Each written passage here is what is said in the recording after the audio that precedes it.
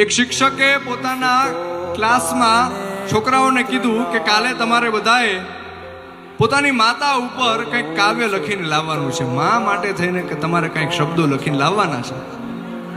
બધાએ છોકરાઓ બીજા દિવસે પોતાની નોટમાં પોતપોતાની રીતના કંઈક કાવ્ય લખીને લાવ્યા, કોઈ કંઈક શબ્દો લખીને લાવ્યા. પણ એક છોકરાની નોટ છે એમાં કંઈક વિચિત્ર જોવા મળ્યું. એમાં આખી એબીસીડી લખેલી હતી. છોકરાએ A to Z આખી એબીસીડી લખેલી. તો શિક્ષકે એ છોકરાને ઊભો કર્યો અને પૂછ્યું કે ભાઈ આ શું છે, આનો શું મતલબ? અને ત્યારે એ છોકરાએ જવાબ આપ્યો કે મને ભાષા શીખવાડનાર, મને બોલતા શીખવાડનાર મારી મા માટે થઈને હું શું લખી શકું, એટલે મેં આખી એબીસીડી લખી દીધી છે. મારી માને જેમ ગમશે એમ એ શબ્દો ગોઠવીને એની રીતના જોઈ લેશે. આ મા દીકરાના સંબંધની વાત છે.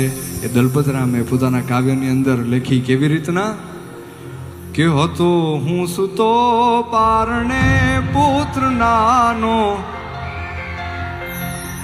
રડું છેક તો રાખતું કોણ છાનો, મને દુખી દેખી દુખી કોણ થાતું,